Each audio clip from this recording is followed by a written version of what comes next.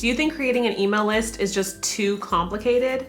Today, I'm going to talk about how you can get one up and running right now.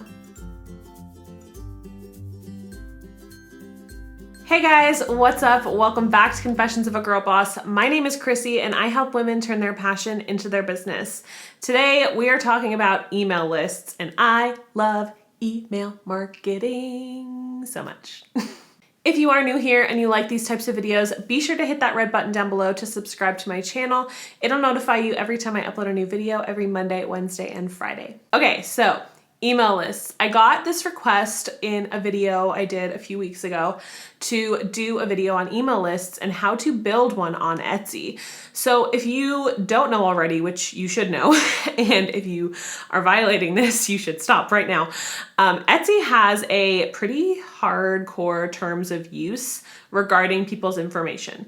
So you are not allowed to take somebody's email address and add them to an email list after they purchase from your Etsy store. Same goes for using Etsy messages. You cannot use Etsy messages for unsolicited sale notifications or marketing or anything like that.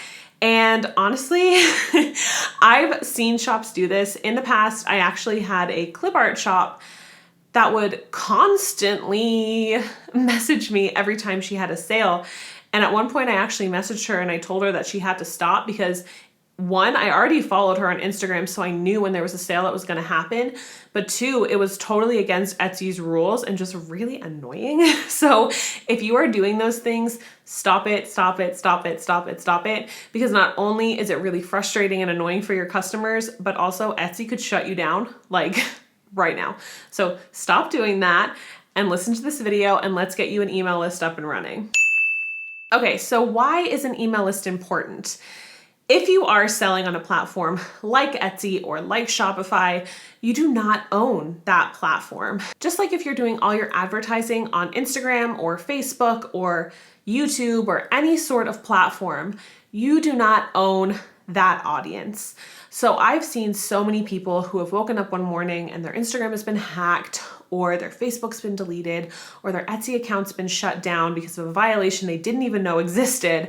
And their entire livelihood is just up in the air. Once you're shut down on Etsy, they actually track your IP address. So as far as I'm aware, you can't open another Etsy store. So you need another way to contact your audience. So that's where an email list comes into play. So an email list is really the only list or platform that you will 100% own. You will 100% own that list of personal email addresses to your customers that you can contact one-to-one. Plus, there's no algorithms to compete with. If you send an email, it's going into your customer's inbox. There's no algorithms. No algorithms. So email lists are really invaluable, and they've definitely become more popular over the years, especially with people like Jenna Kutcher coming into the mix and talking about how much email lists totally impact her business. In fact, I think she makes like most of her revenue from her email list and also Pinterest, which is crazy. But email lists are so, so important. So I know a lot of basic email list videos will probably recommend MailChimp to a lot of people. And if you've dabbled or Googled email lists in the past, MailChimp is probably the first one that comes up. But honestly, I'm not a fan. I really don't like it. I used ConvertKit for the longest time for my business, both with Popco stickers and with Confessions of a Girl Boss. But actually, I just found a new platform that I switched over to that is so cool looking, and it just has way better incentives for small business owners. So let's jump back for a second and talk about why I don't like MailChimp. So with email lists, for me, I don't want it to be complicated setting it up. And everybody boasts about how MailChimp is so simple and straightforward to use. But honestly, I just didn't think that was the case. I found their platform very confusing. I found kind of all of their automations just really hard to understand. And it wasn't like very user-friendly in my opinion. Yes, it was probably the cheapest option that I could find, but a lot of places actually now have free options if your list is under a certain amount. So I did use ConvertKit for a really long time. ConvertKit is great. You've probably seen some of my landing pages with ConvertKit if you have clicked on any of the freebie links down below. I literally just moved to this new platform, but ConvertKit was more appealing to me because it was just more visual. When you created a landing page, you could exactly see, I'm sure if you maybe went into MailChimp more, you could probably do this too, but honestly, it was just too frustrating for me from the get-go that I just didn't even want to try. So I just totally moved over to ConvertKit. So the landing pages were really nice, and especially if you are using a platform like Etsy, you want that landing page. So essentially what a landing page is if you click on any of the freebie links down below, you'll see an example of this. A landing page is essentially just a page that will have a sign up form for your email list. So it almost looks like a website of yours, but it's not. It's actually hosted by your email platform that you're using. So landing pages are super important, especially when selling on a platform like Etsy, because you can't put your sign up form on Etsy. So you need that landing page. So ConvertKit for me was really nice because they had nice landing pages. It was all very drag and drop. It was easy to see the flow that my customer was going to see when they signed up. They also had really good automations. So as you get more into email lists, I can talk about this in another video. I did just want to cover the basics in this one. But as you get more into email lists, there are certain automations you can do based on what your customer does. So I know in the past when I had my physical shop, if a customer, for example, bought my reading tracker notes pages kit, a week later, I would send them an email being like, I also think you would love this, with a bunch of different reading stickers that I had available in my shop. So it was kind of a way to keep your presence in somebody's inbox without doing the manual work. I'm not gonna lie, I loved ConvertKit, but the reason I switched is because ConvertKit gets more expensive the bigger your list is. So I'm not 100% sure on the thresholds for the different prices. I think for every 1,000 people on your email list, it goes up a pretty hefty amount. So before you know it, you could be paying like $80 a month for your email list, and that's just not something that I want. Another thing I didn't love about ConvertKit is that it's much more simple in the actual email than MailChimp. And especially if you're running a handmade business with products that you want to showcase, you want those visual aspects thrown in there. MailChimp did offer those visual aspects, but they didn't offer the ease of functionality that I wanted. So I did sacrifice the visual aspects for that sense. ConvertKit just loves simple emails. They have a whole article about why they think simple emails convert better, which I think is fair enough. It's a really interesting topic, but then I found my new platform. So the new platform that I found is Flowdesk. And you guys, I'm so excited about this platform. Flowdesk is the most user-friendly platform I have found for email marketing. So they have the landing pages, same as ConvertKit. They have the automation, same as ConvertKit, but they also have the visual aspects of MailChimp that I want in my emails. But guys, they are just stunning. Like, they have templates on their website that you can edit and customize to fit your brand, and they are beautiful. Like, they're so beautiful.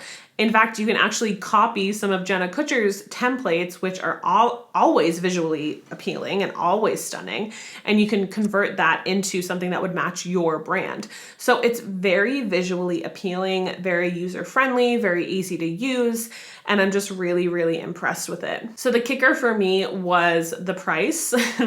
Just wait. So Flowdesk is the exact same price, no matter how big your email list gets. You have access to all of the features with this one monthly price, or yearly if you decide to pay that yearly price. So Flowdesk is $38 a month, but I have a coupon code. This is not sponsored. I have a link / coupon code down below in the description to get your Flowdesk subscription for 50% off forever.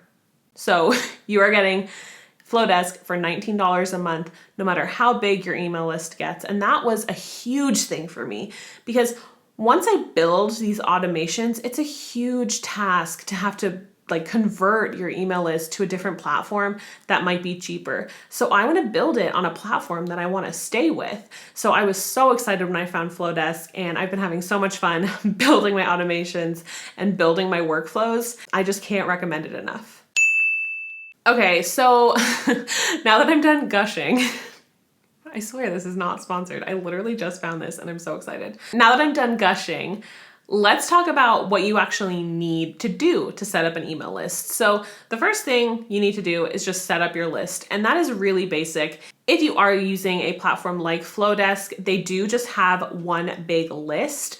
And then every landing page or form that you create will just create a segment. So you have your giant list as a whole, and each landing page is broken up into chunks. So the first thing you're gonna wanna do, especially if you are on a platform like Etsy, is create your landing page. So this is how you do it in Flowdesk. I'm gonna show you kind of how I'm setting up my landing page here, but you definitely want a landing page if you are selling on Etsy, because like I said, you don't have anywhere to embed a form on Etsy to grab people's email addresses. So set up your landing page to be visually appealing, match your brand, and there are a few things that you want to include on that landing page. So of course you want to include your shop name, you want to include any incentive that they would be receiving for signing up for your email list, which I do encourage including some incentive, whether it's a free download or a discount code or anything like that. You want somebody to be incentivized to give over their email addresses. They are such personal aspects of our life, like going right into your inbox, that it's not easy for somebody to just give you their email address. So I would definitely incentivize them by giving them something in return.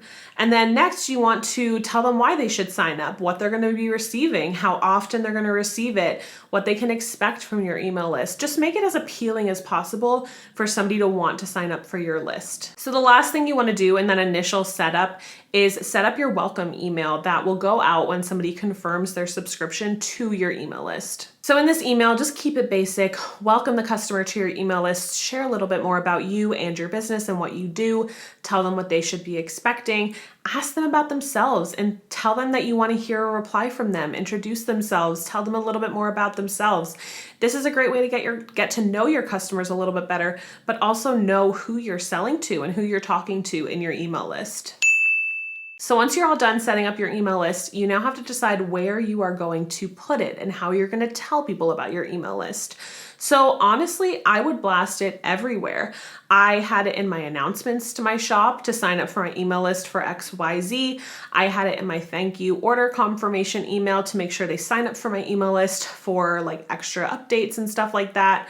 I had it on my Instagram, in my link tree. I had it everywhere. There are plenty of ways that you can attract people to sign up to your email list without being spammy. Just make sure that you are following those Etsy guidelines. You don't want to be sending people personal messages into their inbox, inviting them to sign up to your email list, because that is against the terms of use and also spammy, and we don't want to be spammy. So those are the basics to starting an email list on Etsy. I hope it was helpful. Like I said, if you want me to go kind of into the more advanced email list stuff, let me know in a comment down below.